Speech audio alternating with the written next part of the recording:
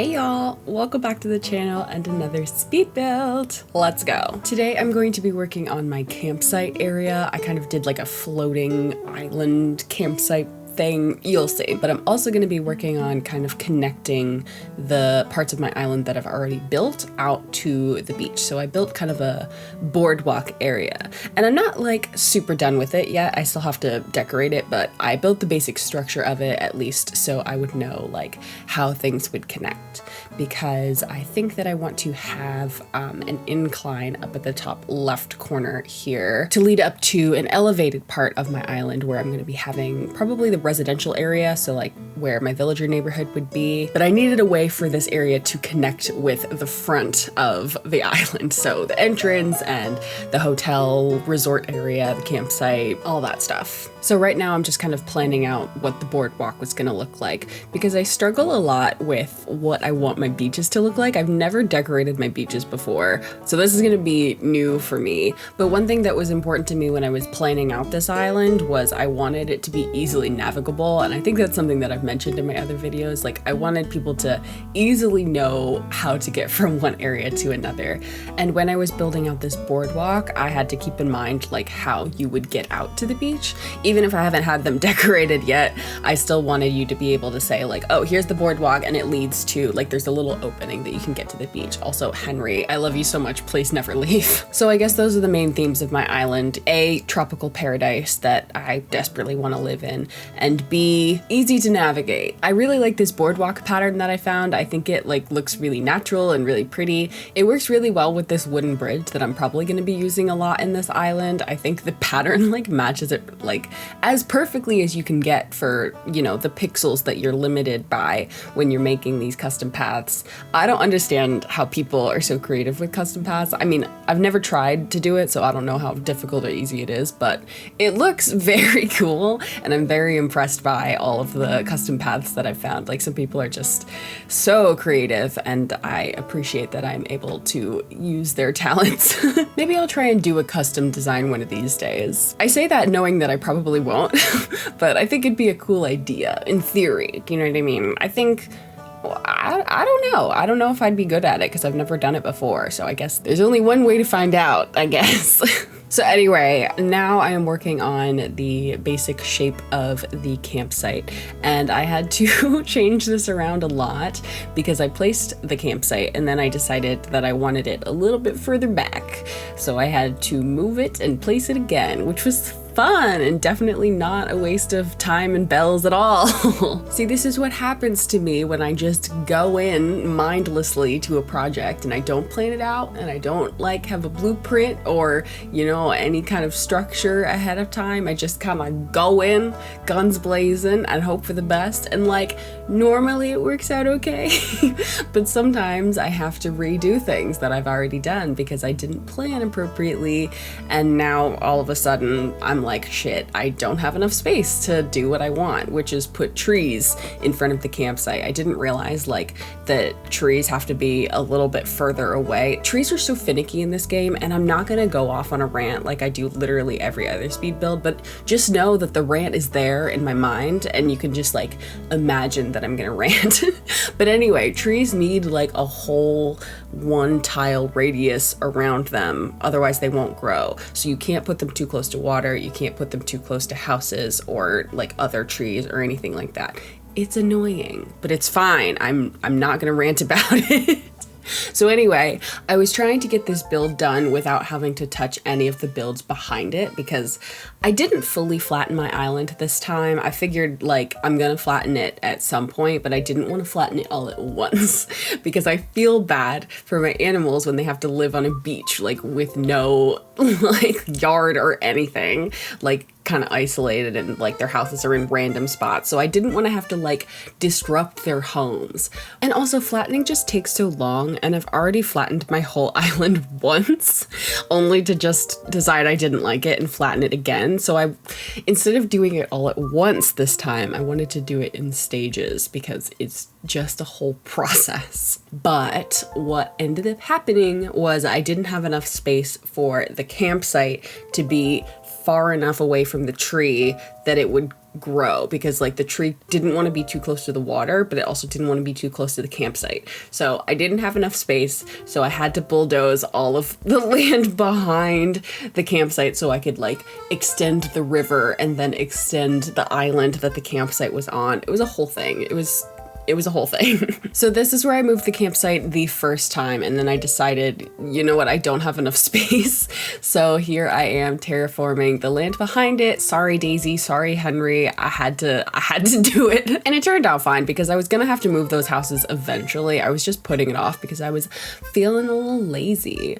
But yeah, so now I'm terraforming out the river so I can have more space for the island to be on.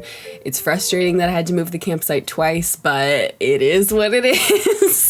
It is what it is. It's a good thing I'm like actually loaded in this game too. I don't know how I acquired all the money that I did, but I've got around 12 million bells right now. I know part of it came from my friend Gabby. She gifted me a lot of money when she was restarting her island, but I thought that was only like 5 million. So I don't know where the other 7 million came from, but I'm not complaining because it's coming very handy when I have to like move the campsite and then move it again, or move a staircase and decide I don't like it and then move it again. So I'm hemorrhaging money in this game. I am like single-handedly destroying the economy of Animal Crossing New Horizons because I just can't decide what I want. And I'll build a staircase and I'll be like, you know what? Instead, I want it one tile to the left. And then I have to pay like another 200 grand to move the staircase one tile to the left because I didn't take like 30 minutes to plan out what I wanted ahead of time. It's a good thing I'm not like this in real life, because I would just never have money. I'm a lot stingier, a lot more careful in real life. And I used to be stingier in Animal Crossing too. I used to be like very careful with my bells, I guess. But I think at some point it kind of occurred to me that it's gonna take a long time to get through 12 million bells. And even before I had 12 million, like I had this idea in my mind that I had like 5 million, which is still a lot of money. But then recently I checked my bank account and I was like, oh damn, I have 12 million, like where did all that money come from? So now I'm just like reckless, you know? I'm just like building and tearing shit down left and right. It's kind of a nightmare. I would hate to live on this island because it's like literally always under construction, and like I'm just, staircases just appear out of nowhere, and like all of a sudden you used to be able to get to your house because there was a staircase there, and then one day it's not there anymore. So I really do feel bad for my villagers, which is like why I didn't want to tear everything down all at once. I wanted it to be a little bit more gradual so that they could like cling to some sense of normalcy for a little bit. I know that they're not real. I know that they're just pixels, but I feel like, you know, they feel real. They feel like my friends. I'm a very sensitive person, okay? Leave me alone. For example, I'm still bent out of shape about the fact that Freckles abandoned me on my Wild World island. So for some context, I used to play Wild World like way back in the day when I was a kid. And it's very sentimental to me, which is why I exclusively use Wild World music as background music for my videos. And Freckles was one of my first villagers in my Wild World town. And I was obsessed with her and I loved her and we were BFFs. And then one day when I was in quarantine and I was like, you know, maybe I'll dig out my old DS and see what my Animal Crossing villagers are up to from Wild World. And Freckles had left and I was devastated, and I'm still devastated. And this was months ago and I can't get over it and I'm very upset about it. So if anybody knows how to get a villager to return to your Wild World town, please let me know because I miss Freckles. Even though, when am I ever gonna play Wild World again? Probably never, but it's just like the idea of being abandoned was really like triggering to me. God, I need to get a grip. So if any of you out there are also sensitive big babies like me, please let me know in the comments so I don't feel like such a weirdo. Anyway, we are nearing the end of the build. I'm just adding some of the final touches and decorations to the outside. I knew I wanted to have the campsite sign out in front there, and I really like how it looks kind of floating in the middle of the river. I think that turned out really pretty. I also want to give a shout out to somebody from my Twitch chat. I feel bad that I don't remember their name, but we were trying to figure out something to put on the other side of the island to kind of balance out the campsite sign, and somebody had the idea to put some stakes there, and they turned out really nice, and I think that they look really cute there. So thank you, you know who you are, for that great idea. I think that that was amazing, and this is why I like to do these designs on Twitch, so that I can have people in the chat trying to like tell me what to do, because, you know, sometimes I don't have all the ideas, I just have some of the ideas, and it's really nice to have people working on things with you live so that they can give you advice. And if you've got a bunch of people thinking about a project at the same time, you'll come up with ideas you might have never thought of before. So here we are at the final walkthrough. This area might look a little bit different if you watched my resort hotel video, because I was gifted a Valiant statue and I just had to use it, so I switched that area around a little bit. But here is the final campsite. I think it looks adorable. I feel really lucky that somebody just happened to move in to the campsite on the day that I randomly time traveled to, because I've been playing for quite a few weeks now and I haven't had a single other campsite villager. So I feel like I got really lucky because I just happened to time travel to a place where the villager was in the campsite. I don't remember who it was. I think it might have been Shari, the monkey. The monkey with the pea hands. I think that was her. But here's the boardwalk. As you can see, it leads out to the beach. Right now it leads out to Nook's Cranny. Eventually I will move the Nook's Cranny. I'm just not sure where to put it right now.